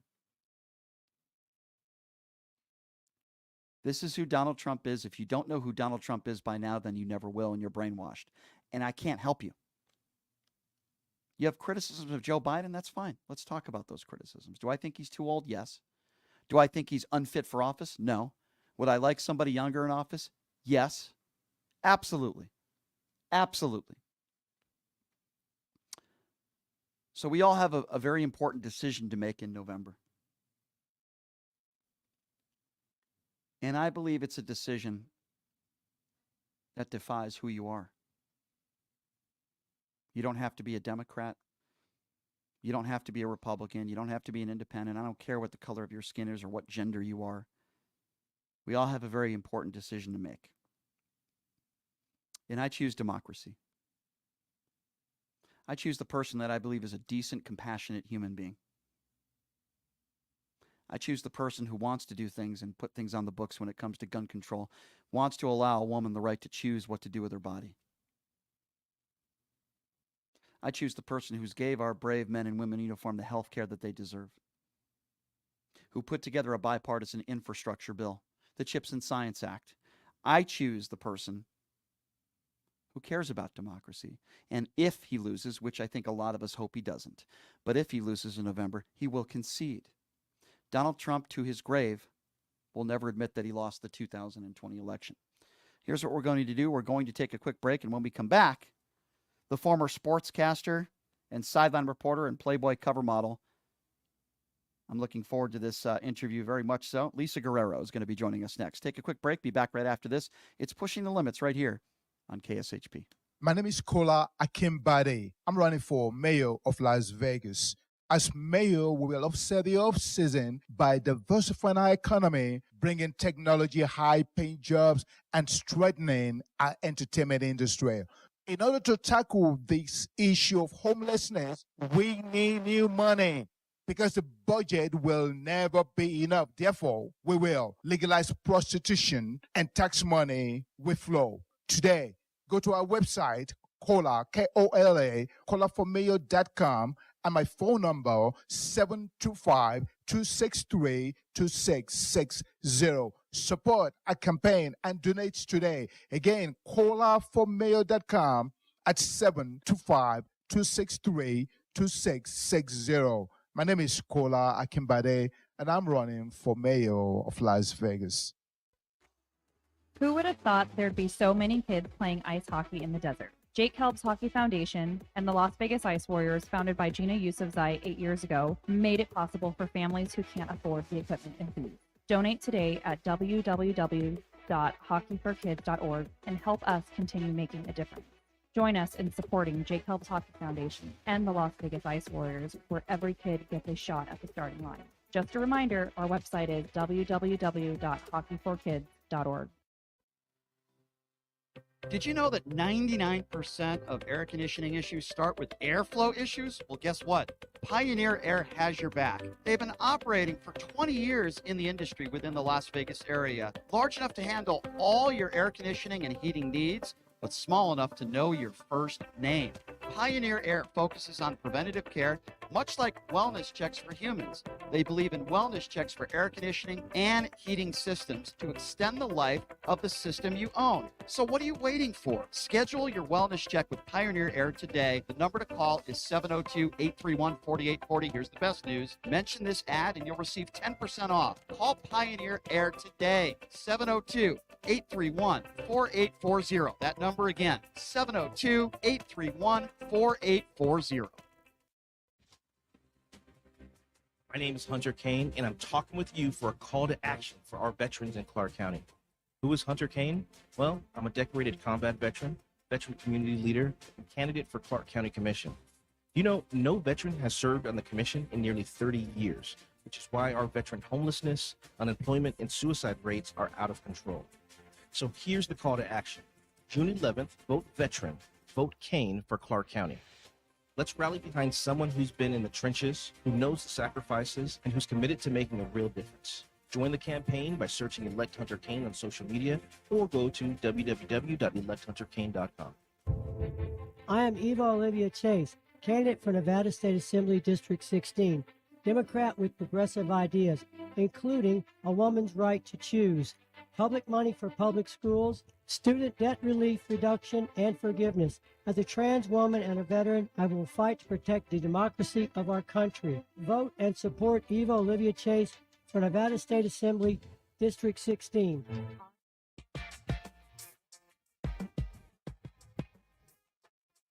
All right, welcome back. It is Pushing the Limits on a Thursday. Thank you so much for joining us. Talking a lot about Donald Trump claiming that Joe Biden put out a hit on him. Absolutely absurd and ridiculous. I love talking to all sorts of different people that have done a lot in this industry and done a lot of good for a lot of people. So the lovely lady we have with us joining us right now, she has a book out called Warrior, My Path Being Brave. I'm sure you've probably heard of her. Former cheerleader, corporate executive, Barbie doll, former sportscaster, and of course you've seen her sideline reporting formerly of Monday Night Football and a Playboy cover model. And she is a great investigative journalist, and it's an honor and a pleasure to have the beautiful and talented Lisa Guerrero joining us now on the show. Lisa, thank you so much for being here. How are you? Good. Thank you for having me, Brian. And I must start this hit by apologizing for missing you last week. I was on surveillance in the middle of a swamp in Florida, literally wow. no Wi-Fi. And I'm like, no, I need to do a podcast today. I'm so Totally. sorry, Brian. I totally Here I am. understand. I totally understand. Don't worry about that, Lisa. I appreciate you taking the time to come on with us. Man, we have so much to talk about. Of course, about your career, this book, you're so honest about the ups and downs, the lawsuit with the Patriots, which you've talked about openly. But I want to start, if it's okay, by talking to you about some social issues, because I love how active you are on social media, and you seem to certainly be on the right side of history on so many different topics. Lisa, what do you make of so many people out there that are defending Harrison Butker and his comments? What do you make of this story? You know, we live in such a divided country, as you know, and it seems like if there's any opportunity at all for somebody on the right to find an opportunity to criticize women, to criticize people of color, to criticize Democrats and progressives, they're going to take it, even if it means being in front of a group of graduating students, including women who are about to get their degrees, and go on a rant against woke ideology and the progressive left. So I found it ironic as I dug it. First of all, I was shocked when I read what he said. I didn't believe it. So I listened to the speech and was even more sickened when I heard in his own words what he thought of the LGBT community, what he thought of women, etc. But as an investigative reporter, I wanted to know, where did this guy come from? So I looked into his background and found out that his mother is an academic and, you know, has had an incredible career as a medical professional and is an incredibly successful woman who I'm sure has made a lot of money and gave him the platform to have the life that he led as a young athlete. And so that's why I spoke out about it on social media, and it really gained a lot of traction.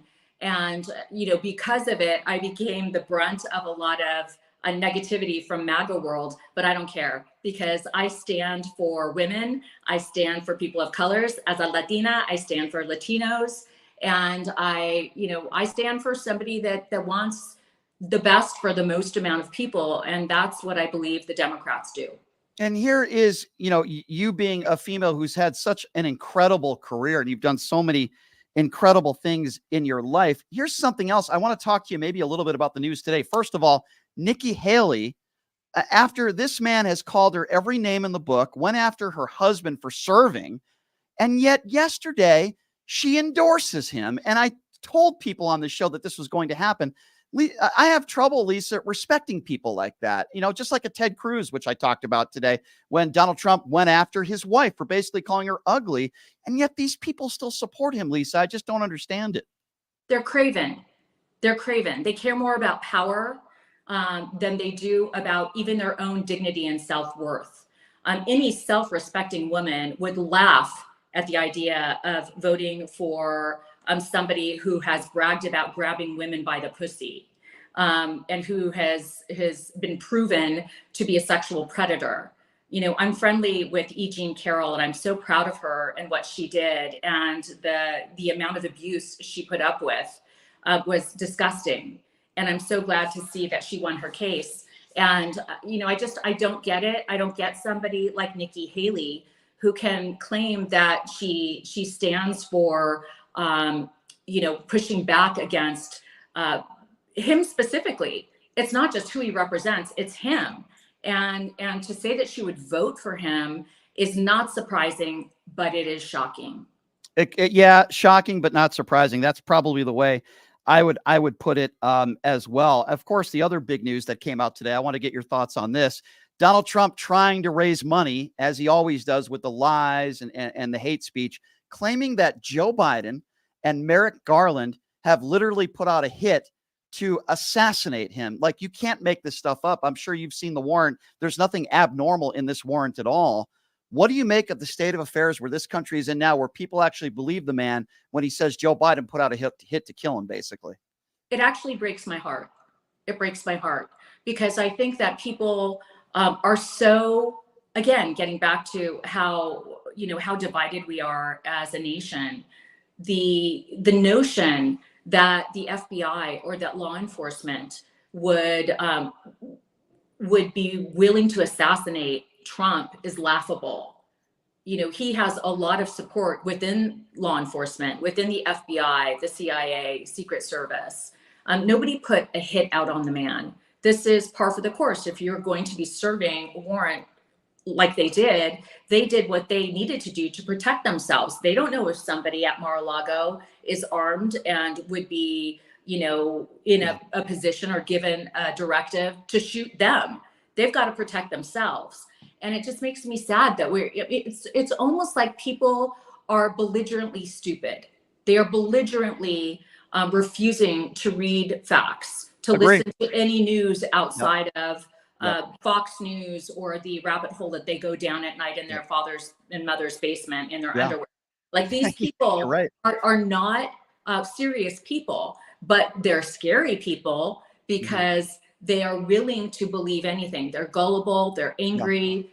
And who they're angry at are women, people of color, Democrats, anybody that supports Biden. The fact that we had a Black president and now we have a Black vice president really sticks in their craw, and they are angry about it.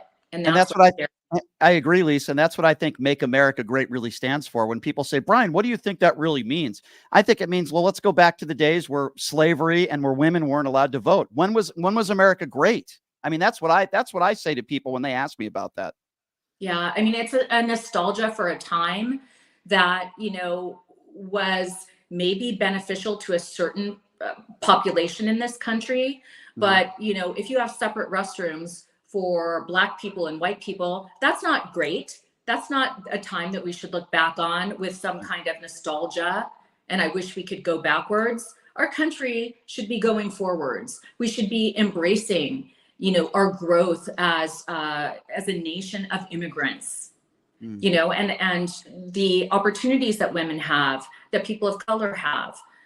Those are things that we should be proud of as a nation. We are the only nation in the world that has this kind of diversity and this much success because of our diversity. We should be proud of that and want to move forward, not move backwards. One more Trump question, Lisa, and then I want to talk a lot about your book because it's a fantastic read. I want to talk to you a little bit about, Trump has called our brave men and women suckers and losers. You remember the comments he made about John McCain. So I ask our, service members, some of whom support this guy, say how you could support him.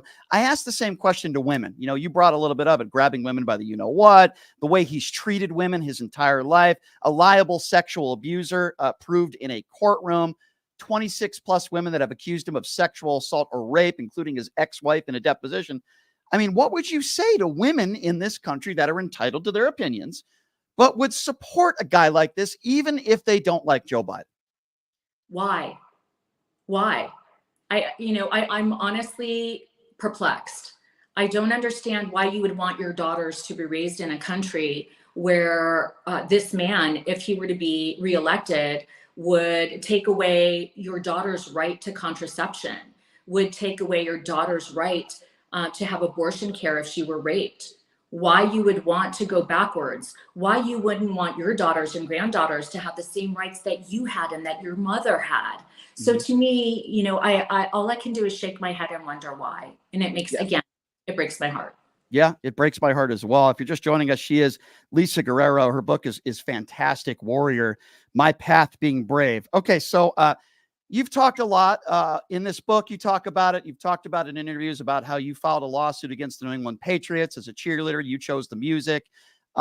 Take it from there, because this is kind of a story that I never knew about, by the way, where you choose the music and a member of the New England Patriots upper level, and you can take the story from here, where he says, I don't want to hear this black music. Is that how this went down? And then you were fired the next day? So my book Warrior is about my journey from being, a little girl who lost her mother at 8 years old. My mom died of cancer. She was 29, I was 8. She was a Chilean immigrant. So she moved to this country from South America, didn't speak English, learned English when she got here, became a citizen. And before she died, after she was diagnosed and before she died, she pulled me aside and said, Lisita, never forget that your last name, Guerrero, means warrior. You were born to fight. And so I've spent my entire lifetime and career fighting for justice, for people that are victims of scams and crimes, for people that I believe were the underdog. And this started back in my sports years. So I was a cheerleader for the Rams in the 80s, and then I became the cheerleader director for two teams, the Atlanta Falcons and the New England Patriots. And one of my duties as the cheerleader director and entertainment director was to choose the music that's played at the stadium during timeouts, 2-minute warnings, quarter changes, etc. And, I had always picked a really diverse set of music. And, I had Motown, I had rock, I had country, classic rock, dance music. And by the time I got to the Patriots, my final year with the Patriots, I worked for 3 different owners in 3 different years. The final year was the first year for the Krafts, Robert Kraft. And my direct boss was his son, Jonathan Kraft, who had no experience in sports or in NFL entertainment. But I had had a lot of it. I had had 9 years of it. I was called into his office shortly before the preseason. He wanted to take a look at my playlist.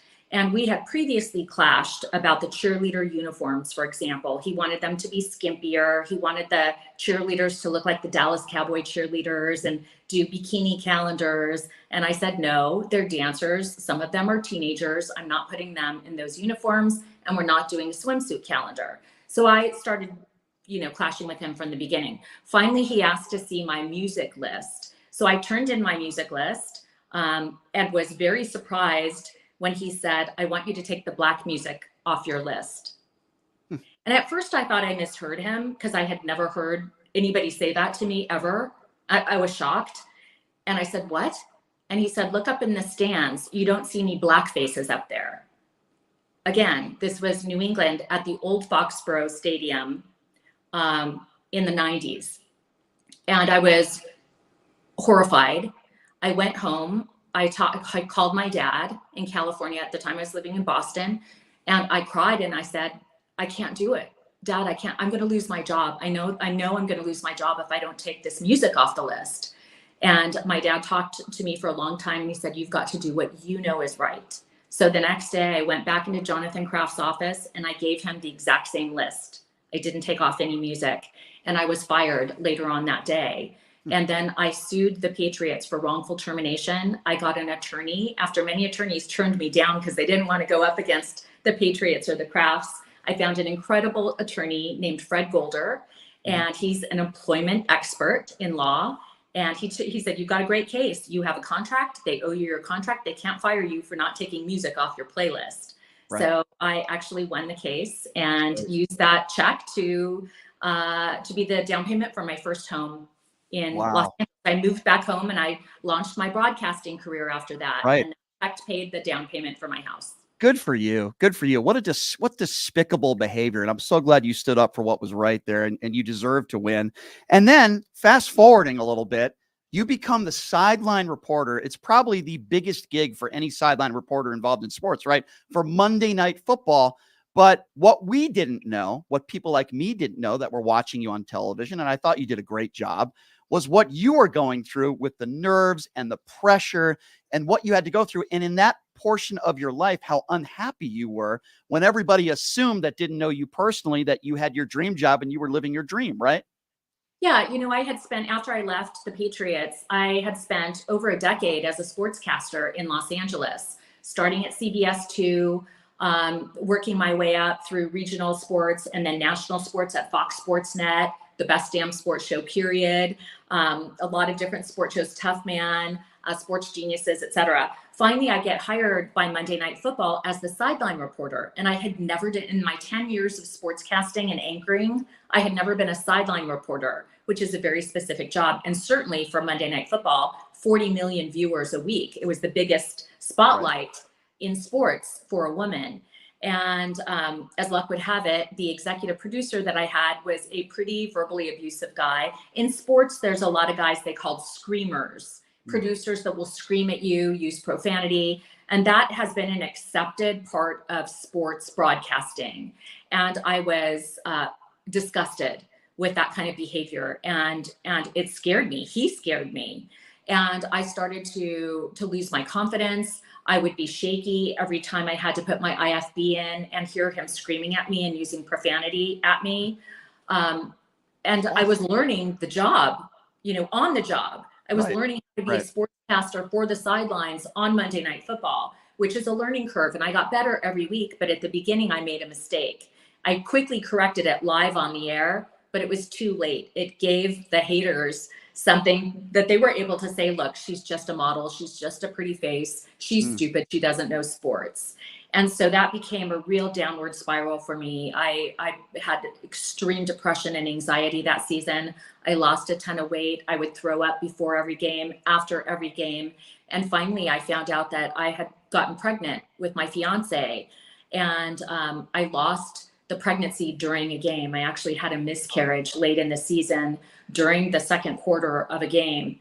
And rather than calling 911, I was too scared of my boss to tell him that I was in the officials' bathroom in the tunnel at the stadium having a miscarriage. I needed to go to the hospital, but instead I shoved a bunch of paper towels down my pants, buttoned up my jacket, and went out and covered the second half of that Monday Night Football game while I was enduring a miscarriage.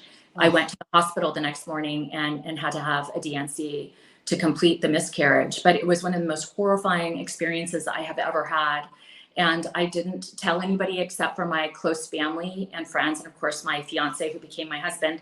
And it was a horrifying part of my journey. The reason I decided to write about it in my book was that I wanted other people to know the extent of the abuse, the verbal abuse, the depression, the anxiety that I was experiencing that season, and that no woman in sports or in business should ever have to endure the kind of slut shaming and the type of abuse that I endured that year. So I thought about not putting it in the book. And you've read the book, so you know, I name names, I talk about everything in the book. Right. I thought if I don't talk about this incident that was so shocking and disturbing and traumatic, then I'm not really telling my full story. My book's called Warrior because my last name means warrior. I wouldn't be much of a warrior if I hadn't been honest and truthful about that experience. And I am glad I'm so sorry you had to go through that, traumatizing and terrible, but as if it's not bad enough to be in that situation that you were in, to be afraid to talk to your screaming producer about it in fear that you would lose your job makes it even doubly worse. If that's not bad enough, it's such a horrible circumstance that you were in there. All right, well, let's switch topics to something maybe a little bit more pleasant, which is, I don't get a chance to ask a lot of people about what it was like being a Playboy cover model. Can you take me back to the first time that you were approached about this? Who asked you about it? Hey, do you want to pose in Playboy? And what's the first thing that entered your mind? Hell no. That's the first thing that entered my mind. I was 20 years old when they first approached me to be a playmate. And I said, absolutely not. I want to be an actor and I want to be a broadcaster. And I don't think the Playboy platform is where I want to go to do that or to achieve my goals. But, every couple of years they would come back to me offering me more and more money to be a playmate. Finally, when I reached a status in sports where I was a national name and a national host and anchor of these shows, they came back to me offering me the cover of Playboy, which is, sorry, I've got hair in my eye, which has got, a lot of credibility to it. And, they throw a lot of money at you. And still I was turning them down because I thought Playboy would be terrible for my brand. Well, by the time I said yes, 20 years later, I was 40 years old. I had been fired by Monday Night Football. I didn't think I would ever get a job again.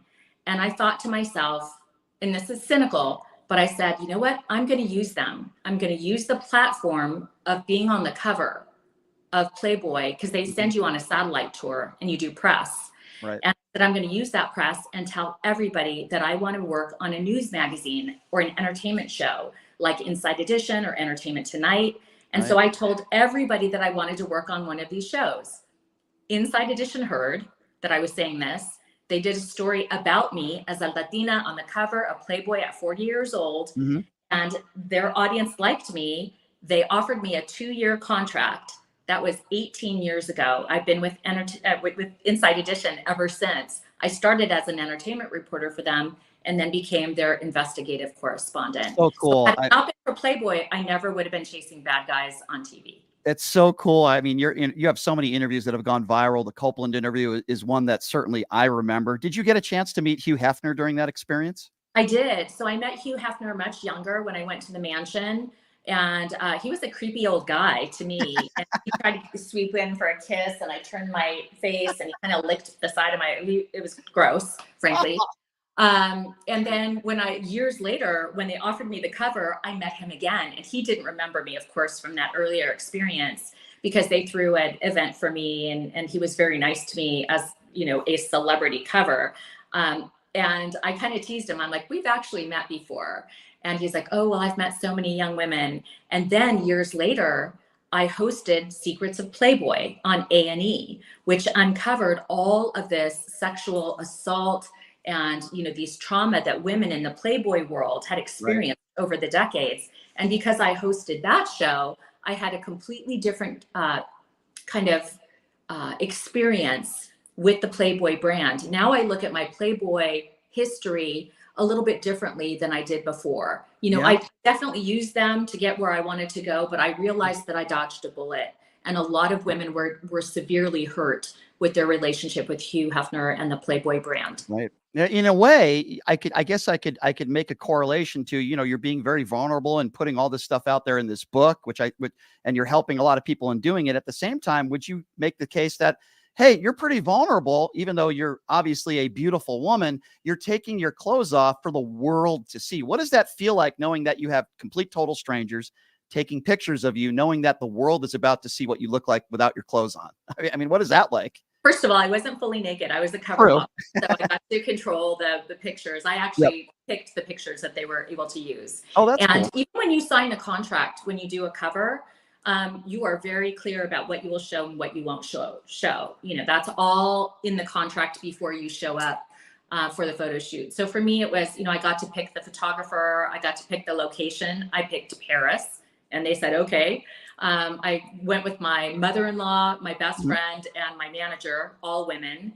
And I felt really a sense of, and remember at the time I was 40, and there were very few brunettes, Latinas, or 40-year-old women on the cover of Playboy. So to me, it was very empowering. And I was in the position of controlling the environment.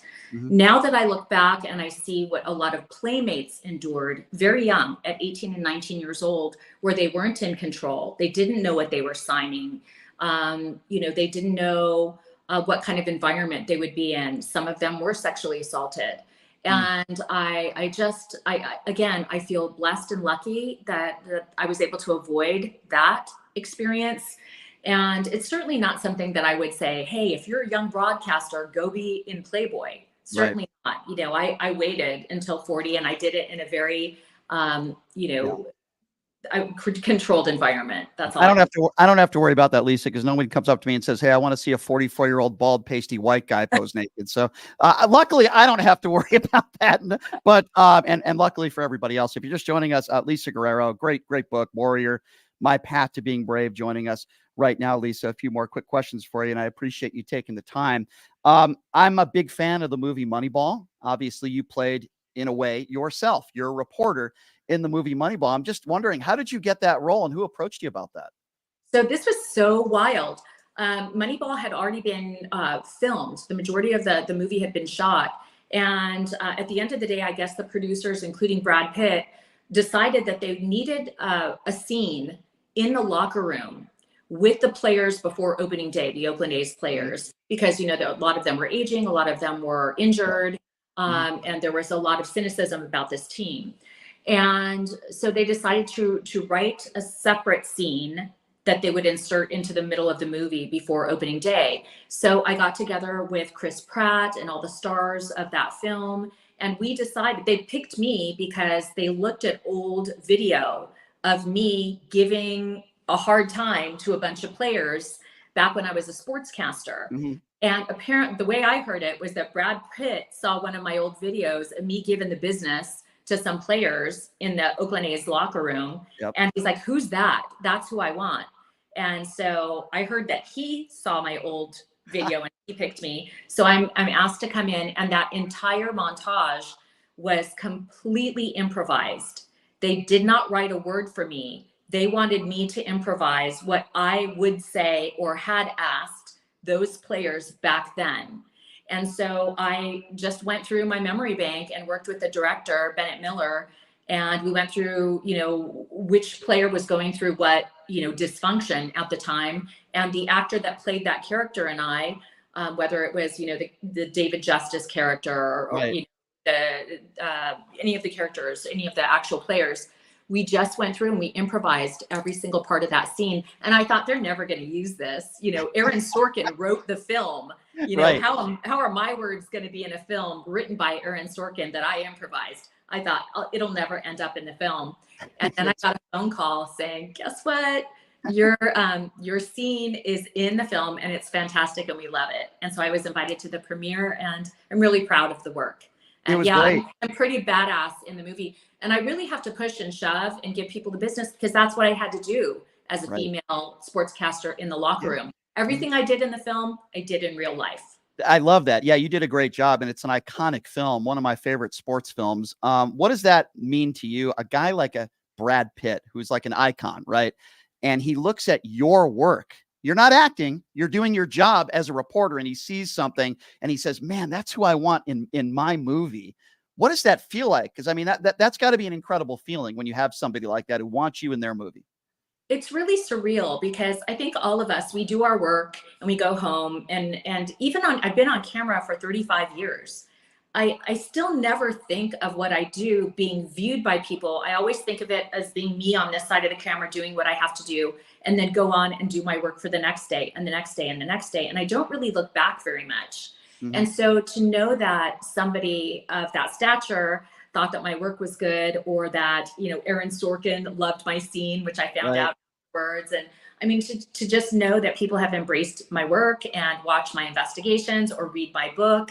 Mm-hmm. The book is being made into a TV series now. Oh, cool. There's just so many good things that happened through my career that I really wasn't able to celebrate at the time because I was going through a lot of trauma and, sexual harassment, whatever it is that I'm writing about in all these different, chapters in my book. But now at 60 years old, I can look back and say, wow, I've really lived this amazing life and I'm not done. I'm still working. I'm still, doing important investigations and platforming survivors and victims and still being hopefully somebody that cares about, people, Americans, women, people of color. I have empathy and I want that to come through every single thing I do. Yes, and I love how you are so active on social media and calling out people that do not have empathy, as I try to do here. Before I let you go, Lisa, I have to ask you at least one Vegas question. What do you make? I would imagine you've spent some time in Vegas. What do you make of the sports landscape of Vegas now with the Vegas Golden Knights winning the Stanley Cup, the Las Vegas Aces, back-to-back WNBA champions? Eventually, we're going to get an NBA team here. Of course, the Raiders deal here and the Super Bowl just being here last year. What do you make just from a sports perspective what Vegas has turned into? So I covered the Super Bowl this year there in Vegas, and I spent 8 days there. And, that was the 7th Super Bowl I had covered. And I think Vegas did the best job of any Super Bowl I have ever covered, which is insane because this was their first time hosting a Super Bowl. But the security, the logistics, the, everything that surrounds a Super Bowl is so incredibly difficult. The organizational balance has to be just right because people have to feel like they're going to a fun event. They can't feel like they're, wading into the, a sea of armed guards. It's got to be a fun experience. And I think, everybody in Las Vegas did such a great job of putting that event together. I think every Super Bowl should be in Las Vegas. It was great. And, people were excited to come. They had the glitzies. First of all, so I think that anything held in Vegas has a certain amount of sparkle and kind of, there's like this special quality when you get to go to Vegas to cover an event or to cover a concert or whatever it is that I've covered for years. But Vegas is really special. And I'm proud of that town and of growing into the city that it has become. No question. Well, Lisa, the real question is, when are you going to let me take you to a Las Vegas Aces game? That's the real question. I know. I want to come. Hey, let's find a date. Let's do it. Anytime. I'd love to take you to a game. That would be an honor. The games are a lot of fun, by the way. It's like Gucci Row back, when UNLV was winning a national championship. That's what the Aces games are like.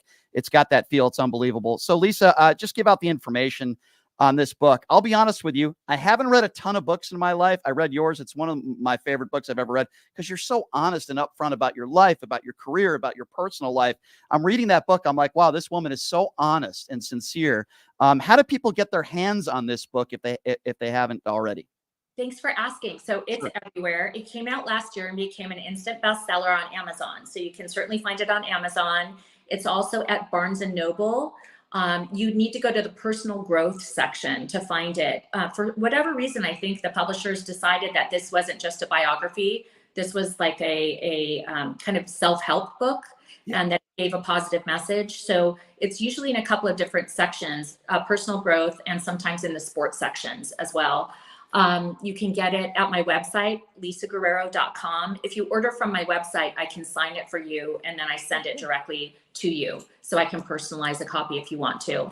And yeah, it's everywhere. It's online, and it's also on Audible and Spotify if you prefer to listen. Cool. And I do the narration on it too. I love that. Side note for you, a guy that used to work with Tom Arnold does this show a lot on the Best Damn Sports Show. So he says hello. I love Tom Arnold. He is so amazing. He's on our side too, politically. He calls out Trump just as much as we do. So I appreciate that about him. Lisa, I really appreciate your time in doing this. Love your book, and keep in touch. Anytime you want to come back on the show, I'd love to have you back. Yeah, truly a big fan of yours and your career, and appreciate the time, Lisa. Thank you so much. Thanks so much, Brian. Keep up the good work. Thanks, Lisa. Appreciate you. That's Lisa Guerrero, everybody. Appreciate her taking the time to come on. I mean, I grew up watching her on TV. I'll be honest with you. I thought she was a really good sideline reporter. It's unfortunate, a lot of the things that she had to go through in her career. I wouldn't wish that upon anybody. She's very talented, very knowledgeable. And the sexism that some of these women have to go through, these chauvinistic men that don't think women should be sideline reporters. I mean, I hear people saying women shouldn't be play-by-play people either. And it's so absurd. It's so ridiculous. If you're good at your job, yeah, it helps if you're good looking, right? Lisa's obviously a very attractive woman. That helps if you're doing TV. But if you truly have the talent, right, it shouldn't matter what you look like or what Lisa looks like. She's very good on air. She's a very good investigative reporter, by the way. You got to look up some of her work, by the way, with some of her interviews that she's done, which some have gone viral with this guy, Kenneth Copeland, this pastor. Oh, my God, it's unbelievable. She talks a lot about the culture of cruelty in sports in her book. Boy, she's done it all, everybody, from posing in Playboy to Monday Night Football sideline reporter to a corporate executive to a cheerleader. She has done it all, and being in a smash hit movie like Moneyball, where Brad Pitt wants you in his movie. I mean, I just think her life and her career, so incredible, but she's just like anybody else when it comes to the ups and downs in one's life, your personal life, and then your, business life or your work life. It's just such an honest book and such a great book. And I mean that. It's one of the best books I've ever read. Warrior, My Path to Being Brave. Check it out. You won't be disappointed. It is a wonderful book, and I appreciate Lisa for taking the time to join us. I really enjoyed talking to her. This was really cool. And yes, I did enjoy getting her opinions on Harrison Butker because I didn't even get a chance to ask her about Scotty Scheffler. That story is so ridiculous. Maybe next time, hopefully, if we can get her back on the show. Hey, if you're new to my show, subscribe to my YouTube page, which is at PTL Radio Show, at PTL Radio Show. Also, I have a new website that's being built as we speak. We're going to have some stuff to sell from the show to all of you. That will be new, and we got some more big news coming on the show as well as it's expanding. So thank you so much for joining us. We appreciate all of you. We'll see you tomorrow. And I do want to thank Chris Wynn for filling in for me yesterday, even though I did heard he was doing a little bit of interrupting, but that's okay. Chris is very loud. We appreciate him coming in and filling in for me yesterday with Ileana Dropkin. Tomorrow, we have lined up some special guests. Paul McKeskey is going to be joining us, co-hosting with me for the first 90 minutes of the show. And we're also going to have some special guests joining me in the second hour of the show as well. One who's running as an independent, by the way, who's running for office. So thank you, everybody, for joining us. Thanks to Lisa. We will see you tomorrow, same time, same place. Have a great day, everybody.